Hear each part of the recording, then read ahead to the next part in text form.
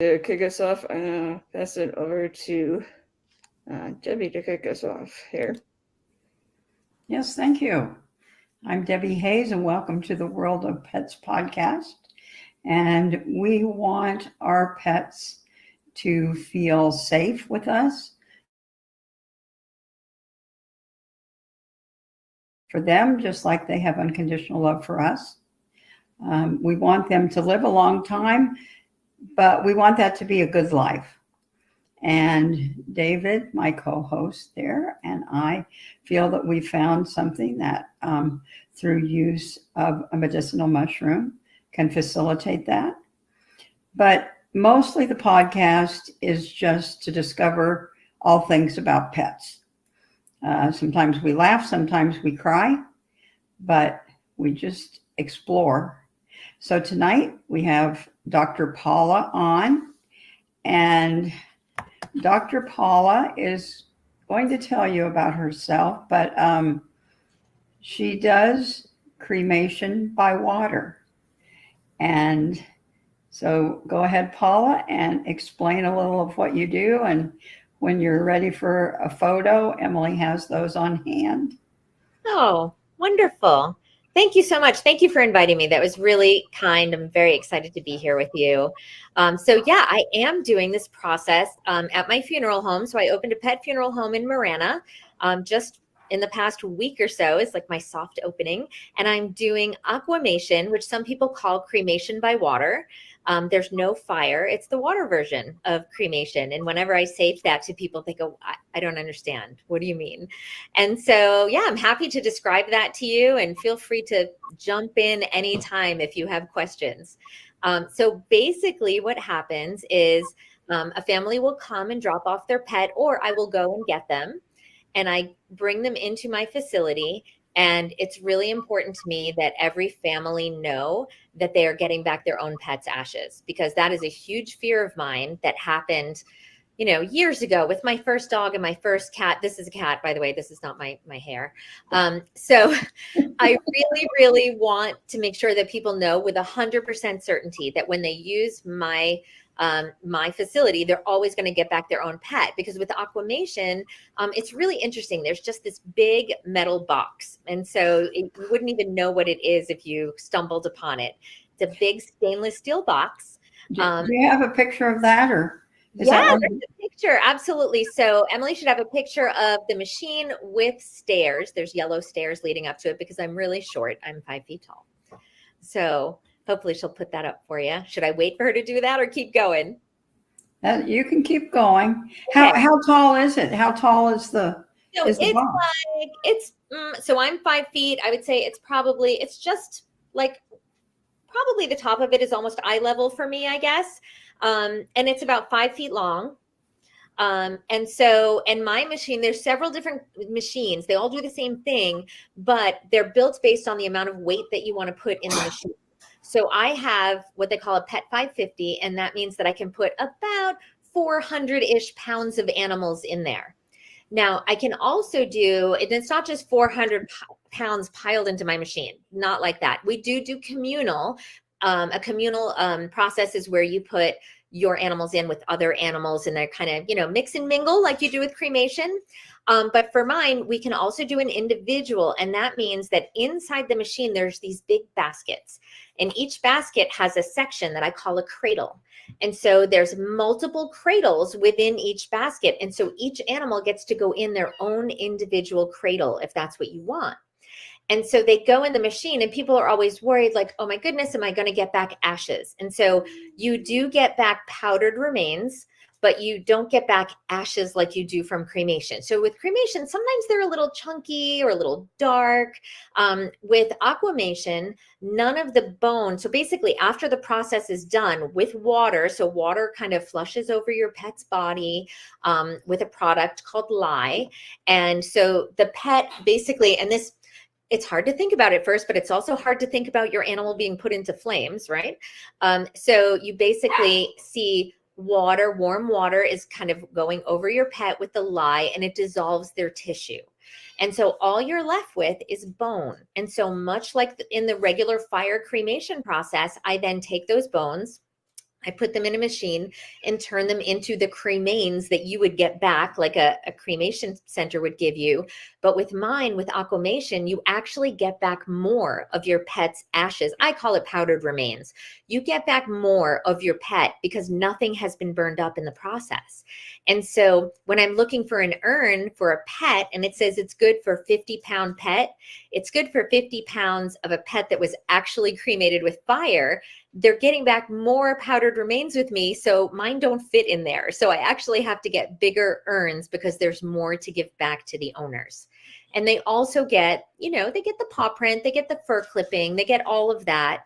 But another thing that I offer as, kind of another kind of, I don't know, keepsake almost, is that I give them a small plant that is watered with the water from their aquamation process. And I see it as giving life to life. So the life of your pet is now sustaining the life of that plant. And I think it's beautiful. It's a really beautiful process. And, nothing against cremation. I cremated all of my animals until I learned about aquamation.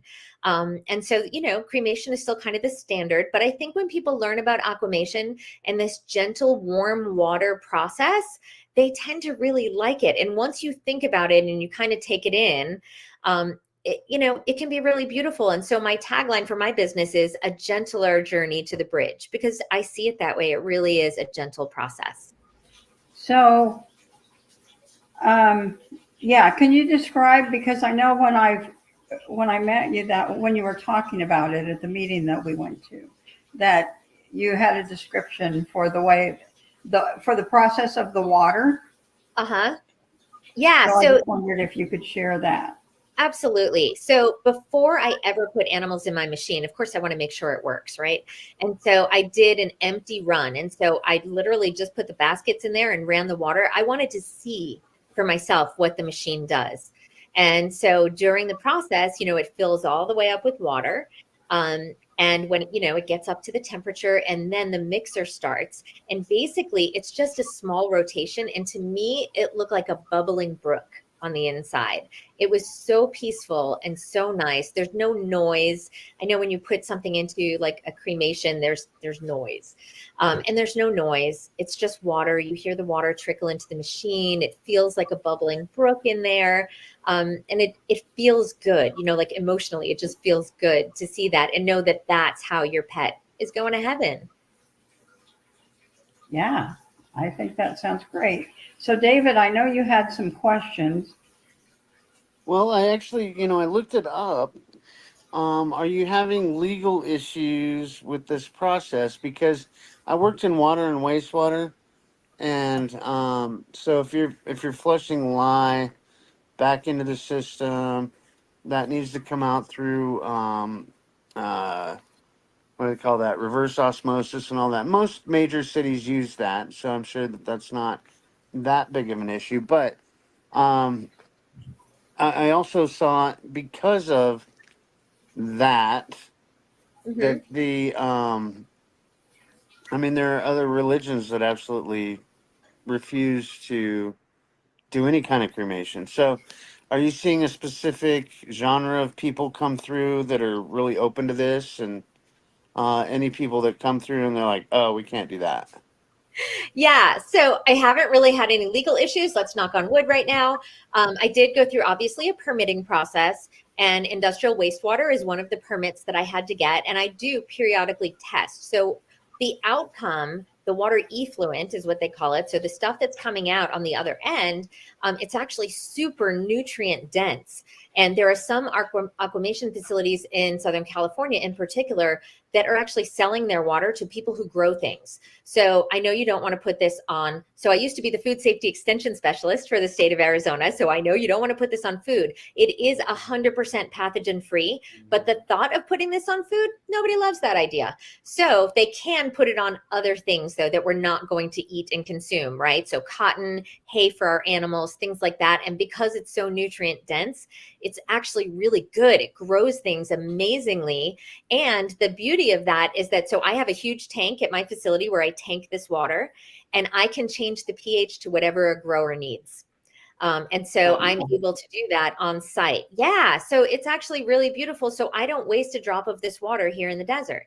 Yeah, that's And fantastic. And getting to know that you actually are inducing the pH to an appropriate level, that's super important these days. yeah, absolutely. Debbie, did you have a question? Yeah, I did. So so then you adjust the pH. I mean, so the pH that it's at doesn't affect the process at all. Is that correct?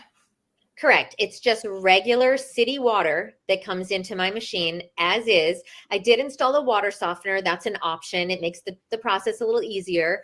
But yeah, it just, the regular water comes on in, the lye does its duty, and it's actually all used up. And so most aquamators discharge to the sewer, and they just put it straight out. And the only requirement for this water going into the sewer is that it be 140 degrees or less. You just have to make sure you're not burning up the pipes and doing crazy things. And so I actually have two pipes. I have one that goes to the sewer in case I don't have a buyer for my water. And the other that goes to this 1,100 gallon tank. And that tank has a computer of its own. And so, you know, I described it as this big stainless steel box. It has a super fancy computer that goes with it and a lot of electronics. And I'm tied into the mothership of the company that actually built it. So if something goes wrong, they don't have to come out here. They're from Indiana. I can just call them or text them. They can log into my computer. They can see what went wrong, tell me what to do to fix it. There's no downtime.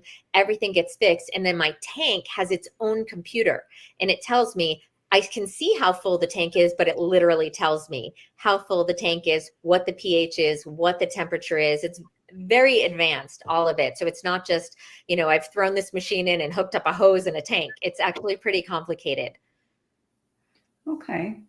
So I actually put a little note that, you know, on Nextdoor, don't miss it tonight. I was hoping we would have, usually we have viewers that view after the fact.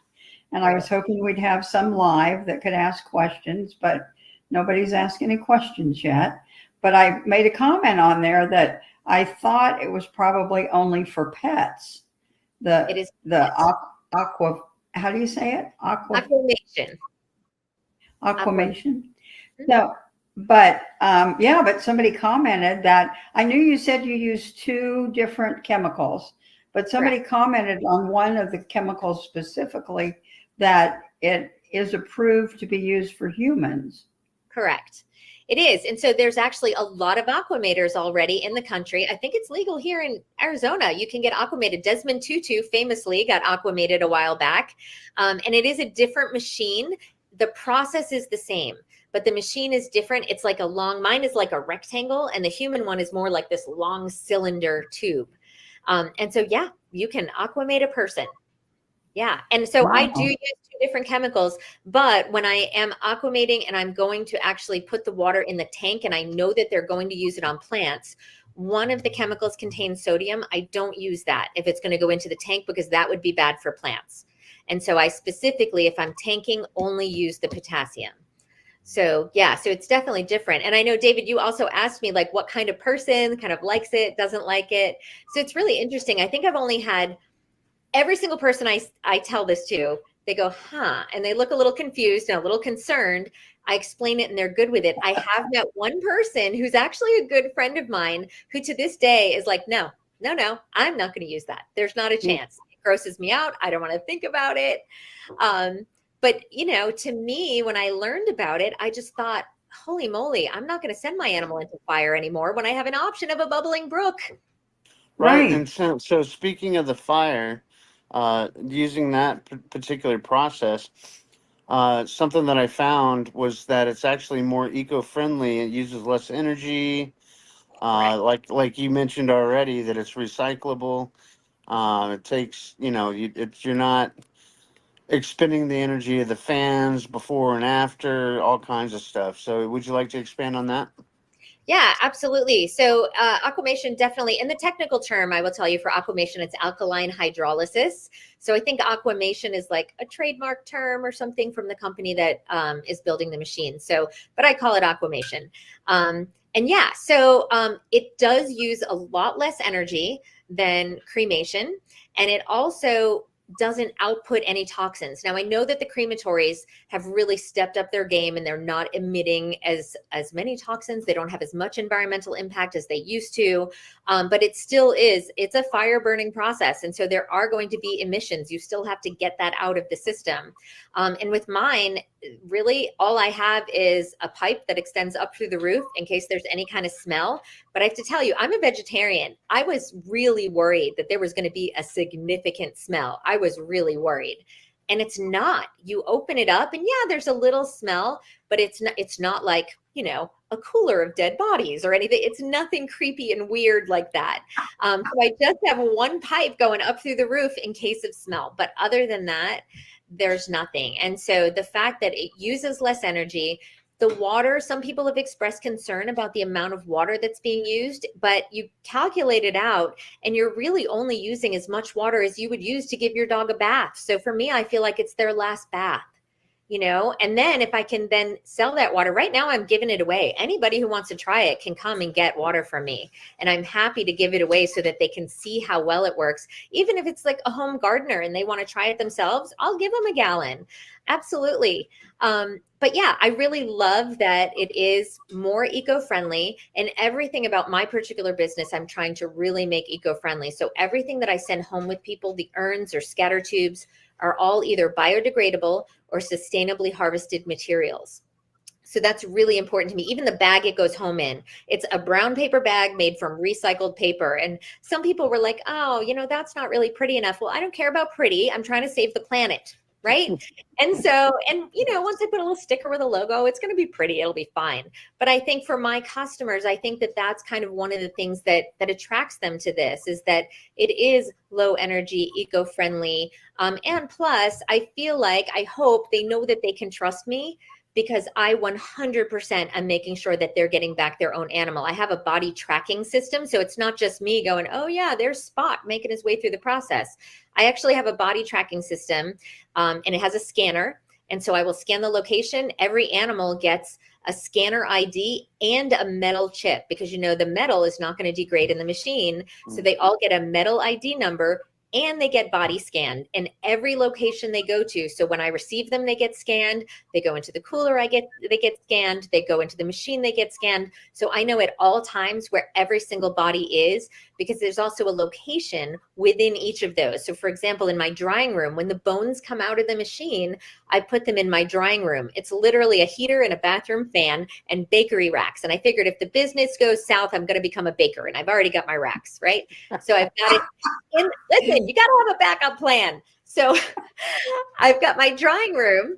I got the bones in there. They're, you know, doing their thing. They're getting all nice and dry, but every single shelf is numbered and lettered. So at any moment, somebody could call me and be like, hey, where's my dog Spot? I'll be like, look in the computer. Hey, he's on shelf 1A3 or something, and I can find him. I know exactly where they are. And I think that's really important to people. I know it's important to me, and I have been on the customer side of having deceased pets because of my animal rescue for a really long time. So I feel like, for the most part, I know what customers would want, or I'm in the ballpark. And that's what I want to offer them. I want to offer them that comfort of knowing that they 100% are getting their animal back, and more of it. Yeah, this is a fascinating conversation, because I've wondered about that when I first heard about it. I'm like, because I first heard about it not for pets but for people. I'm like, wait a minute, what is, what all is involved in that? And I looked a little bit into it, but not much. So when Debbie mentioned that we were going to interview you, I was super stoked. I'm like, yes, somebody in the business is going to explain this in layman's terms for everybody that I can understand. Yeah, absolutely. And I'm always happy to answer questions. One of the things that's also really important to me is full transparency.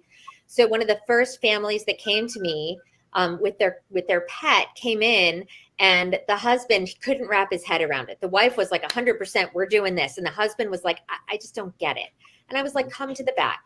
I'm not going to show you any deceased pets, but I'm going to show you the machine, and I'll just show you kind of how this works. And by the time we walked back out, he's like, I'm in. I'm done. And I want to have that transparency. There's no secrets about what happens behind that door. And the only reason the door is closed is because I don't want to traumatize anyone by having to see deceased pets. That's a really hard thing to do. I mean, I couldn't be near a deceased animal, not even a pet. If there was a dead squirrel on the road, I would cry. So I couldn't even think about an animal being dead. And now look at me, I'm a pet mortician. But I get it. And I get that it's a hard topic for people. And so that's literally the only reason I have a door to the back part of my facility, is because I don't want people to have to see that. But if they want to come and see the process, I welcome them to do that. So what about cost, like compared to a normal? Well, I mean, I guess you have taking the pet into the vet, or burying the pet in the backyard, which I guess doesn't cost very much at all, or cremation, or the vet coming to the house for the euthanasia. That would be more, well, that would be more when they die, not you're dealing with them after they're already deceased. Exactly. So I get them after they're deceased. I actually am trained in euthanasia. I've euthanized lots of animals as a technician, but because there isn't a veterinarian on my property, we're not allowed to do the actual euthanasia. It has to be done by a veterinarian in the state of Arizona. So if someone brings their pet to the vet, or they have it done at home, then I can swoop in and I can pick them up after that. We can make arrangements ahead of time. Some people know that they're basically going to schedule it for Thursday or something. And so, yeah, I can absolutely go and pick them up. Or if they're more comfortable bringing them to me, they're absolutely welcome to do that. And so, yeah, all of that basic euthanasia cost is not related to me. But my actual costs are very on par with the crematories. So I don't want to, obviously I don't want to be undercharging and underselling them, but I'm also not trying to make a killing at this, right? So I hate to even use that term, but that's not what it's about, right? Like, yes, I need to make a living, but for me, it's really about the pets and about the comfort of the humans. And so I could absolutely raise my prices super high and be like eco-friendly and, stand on that soapbox and make it super expensive so that only wealthy people who are eco-conscious could afford it. And that just doesn't make sense to me. I think everybody should be able to do it. And so even with my communal aquamation, most places, if you do a communal, you are not getting a footprint, you're not getting ashes, you're not getting anything. So basically what I've committed to is that if someone wants to do a communal aquamation, I've had several want to do that. They basically said, I don't want my pet to be in there alone. They like other animals. And I was like, great. So I actually put someone's dog in with my dog and they went off to the bridge together. And I tell them, I will save you some ashes from that, or powdered remains from that communal aquamation. I make myself a note, I put it in a little vial for them, and they can have that. And just because they can't afford to or don't want to do a higher priced option, I just feel like that shouldn't mean that they get nothing. They just goodbye to your pet and that's the end of it. That's so sad to me. So I just want to be able to do that for them. No, it's wonderful. I love your heart, and I love the spirit that you have behind what you're doing. Thank you. Yeah. I mean, I did not grow up with money, and I certainly didn't have a lot of money when I had my first pets. I lived in Brooklyn, New York in a studio apartment with my 2 cats, my 2 dogs, and my bird. And, I could barely afford to get by just out of college. But you know what? My dogs ate well. And I know that people, money doesn't equal love. And I think that people do everything they can for their pets. And when that time comes at the end, I just feel like it's so unfair to have them not have anything. I used to work at the municipal shelter here, and people would come in with their deceased pets, just bawling. They didn't even know what to do with their pets, and they couldn't afford to do anything. Sometimes there would be, people experiencing homelessness that would bring their deceased pet, and they have nothing but that pet. And how can we take that body and just walk away and say, that's all you get. You just have to leave your pet here. So I just feel like we can do something, right, to give people some sort of memory, especially when that's all they have. Tucson has a lot of older people in our community. It's an amazing place to retire. And some people, all they have is their dog or their cat. And I don't want them to feel like they can have nothing after they turn that animal over. So I'm just, trying to work that out. And I want to be able to even create a fund so people could actually contribute to that. So people who maybe can't afford to do this can get that paw print in addition to the little bit of ash that I'm giving them. Oh, that's nice. Yeah, Yeah. that's a very good idea. So the communal, so the difference is that with the communal, you would put more than one pet in the same basket. Is that what determines the communal? Exactly. Yeah, so each basket has many sections in it, and there's stainless steel dividers. So I can have, 7 animals up top if I want to, completely separate, or like with that wonderful family who's like, our dog loves other dogs. We don't want her to be alone. And they had a very big dog, and I had a big German Shepherd, and I put them together, and they took up a whole basket together by themselves. So we can do it any way they want. And I can do pocket pets. So I've been practicing because my cats tend to take a couple of things they probably shouldn't from the yard. So I have done mice, lizards, rats, little birds. I've done all kinds of things because I wanted to make sure that if somebody had a pet gerbil that they really loved, I want to make sure that I get back that little tiny bit of ashes for them. And so I put them in a pantyhose stocking because that's breathable. Stick it in a pantyhose. Oh, yeah, good idea. And I can put it in with another animal even. So I actually did that, and I put it in with one of my cats. So I put them together, and all the bones stay right there in the pantyhose. I cut it open, put it on the drying rack, and I can get ashes of a little tiny parakeet, a mouse, anything. I even did a rattlesnake. Oh, That's great. interesting. Wow. Yeah. Well, yeah, that's wonderful. Yeah, and that definitely goes to your heart, because it's got to be difficult to work with those smaller animals.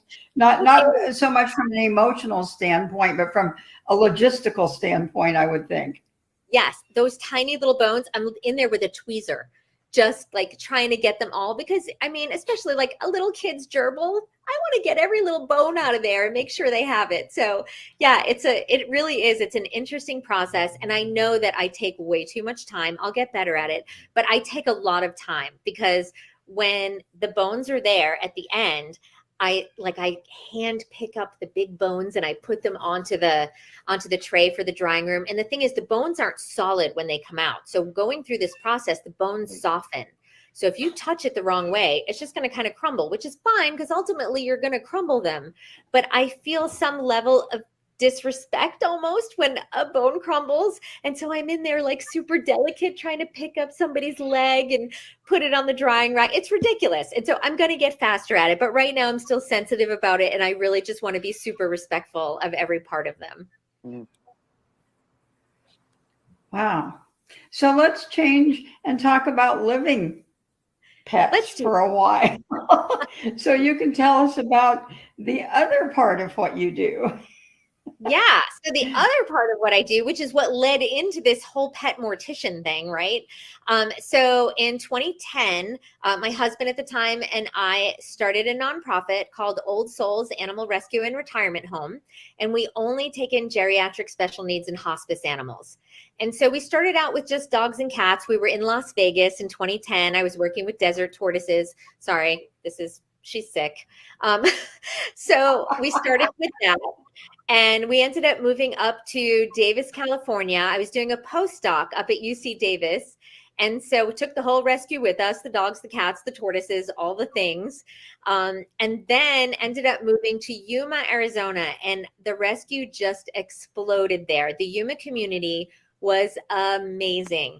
But before you knew it, we had pigs and goats and a cow and just all of these animals. And so it was really crazy. And we were taking in, 18, 20 geriatric dogs from the shelter there. And it was beautiful. And I loved it so much. I love being the last person to take care of an animal before they leave the earth. I really do. I think it's so beautiful. And people will say to me, I don't know how you do it. And I'm like, you just do it. You do it, because is your heart going to break? 1,000,000 times. But the joy and the happiness you have from taking care of that animal for the last chapter of its life, I can't even explain to you in words what that feels like. And, some of them you become so bonded to. If I have an animal in my home, it could be there for 3 hours. If it dies, I'm devastated. This kitten is everywhere. And so I really, when I take care of a hospice animal and I'm giving them fluids every day and changing wound bandages and doing all of these things, you really, really bond to them. And they have to be with me when they go. So we always at Old Souls do euthanasia at home. We always have a mobile vet come to the house. I don't care how much it costs, to be honest with you. I want those animals here with me. I want them to be around the other animals that love them and can be there with them during that really important time. And then I actually, when they do get euthanized, I keep them here overnight so that everybody can say goodbye in their own way. And so that volunteers can say goodbye, and anybody who wants to can say goodbye to these animals, and they know they were loved. If it was for a week, they know they were loved, and that's all I care about. So I will go to Pima Animal Care Center, and I will take the oldest, crunchiest animals you can find. Pack calls them Paula animals, Paula dogs, and they'll let me know when they get there. And yeah, and I take them into Old Souls, and I just take as good a care as I can. And their veterinary team over at Pack is amazing. They try to help every animal that they can. It's not like some of the other shelters in the country. So they really do try to help every animal in every way they can. And one of those ways is sending them to Old Souls. And so, yeah, sometimes I only have them for a few days or a few weeks, but I love them for every minute. And the volunteers are amazing. We love having volunteers here. They do everything from filling up the pig lagoons. We have 6 pigs now, to literally we have some older folks who can't really walk around very well, and they'll sit and they'll cuddle cats, or they'll cuddle the 17-year-old Chihuahua. And it's a beautiful thing. And I love that. And we have, I've planted myself here in Tucson permanently. I am also an adjunct professor at University of Arizona. I'm very proud of that. I was actually a professor at U of A when I was in Yuma. So I was just stationed there. Yeah, Okay. so I have a long history with University of Arizona. Very lucky to work at PAC for 2.5 years before I took on this endeavor of having Choya Afterlife, the funeral home. So I just think it's, now I feel like things are kind of complete. I've got that full circle of being able to take animals from the shelter, care for them in their last chapter of life, do the best I can for them. And then I have veterinarians I work with who can do the euthanasia, and I go right over to my funeral home. And so it just feels so beautiful and complete to me. I have a question. Do you want to promote some of the vets that you work with specifically? I will tell you that I have some pretty amazing vets. Some of the ones that have been most generous with me, Continental Ranch always gets me in. And when I first got here and nobody knew who Old Souls was, I mean, we had a few followers because we had been in Yuma. So we had some people that knew us, but the vets didn't know us here. And so we did some vet shopping, of course. And all the vets are great, honestly. Like, there's great vets here in Tucson. But Continental Ranch has always made a huge effort to get Old Souls animals in, because we have crises. Everyone has a crisis from time to time, but some of our animals, they need to come in when it's Monday morning, and they will figure out how to get us in. So Dr. Brown, Dr. Lubold, they're wonderful. And then one of our favorite euthanasia vets, there's a few, but one of our most recent favorites is a woman named Dr. Amy, and the name of her practice escapes me, but she is so kind and gentle. And she totally understood that I wanted all the other animals to be around during the euthanasia. And her name is spelled Aimee, Dr. Amy. And she was just amazing. Dr. Carla came over and helped us with our goat. One of our goats passed away recently. And that was, let me tell you about the aquamation, if you want to get into that. That was crazy, aquamating a goat. But so Dr. Carla was wonderful with livestock. So we've been very fortunate to have met some really wonderful vets here. Oh, that's great. That's really good. So those of you in the Tucson area who are listening, or who listen after, make sure that you make note of the fact that Dr. Paula uses volunteers. Yes. So you can be in touch with her and let her know that you are willing to come up and hold an animal in your lap or whatever needs to be done there. Yeah, poop patrol. We always need poop patrol. That's a thing. Oh. I don't know if that's really the best thing to bring up to when you're trying to encourage volunteers, Paula. No, but you know what? It works with Well, tell them when they get there. By the way, you're going to go on poop patrol today, but you know who it works with? Like the 8 to 12-year-olds. You can get them really excited because I do a whole lesson on poop, because tortoise poop is very specific and it looks different from the pig poop. So the tortoises, the pigs, and the dogs all share a yard. And so we never leave them alone together. They are never alone together. So I want to warn people, never leave your dogs alone with your tortoises and your pigs. I don't care how long they've known each other. But they do get supervision in the same yard together, and their poop is so different, and it's really cool, and little kids are into it. So poop patrol is a thing. All right. I'll take your word for that one. yeah. Yeah. Absolutely. I don't know. Cow poop is a whole other thing. The cows, I got 2 cows here, a steer and a heifer. So anybody who's into FFA, 4-H, and they need to practice taking care of pigs, goats, cows, come on over. Okay, well, you know what? I've got somebody to, unfortunately, she lives in Vail, but she probably has contacts all around Tucson because she's been in 4-H, you know, some kind of a contact with 4-H for a long time. So That would be that might work. Yeah, we also have chickens. We have turkeys in a foster home right now. We take a lot of the livestock hoarding cases that come into the county. There's a lot of hoarding in Pima County of animals. So we take a lot of the livestock. Hooves and Horns takes them. DBRS Rescue. So there's a few of us rescues that can take livestock.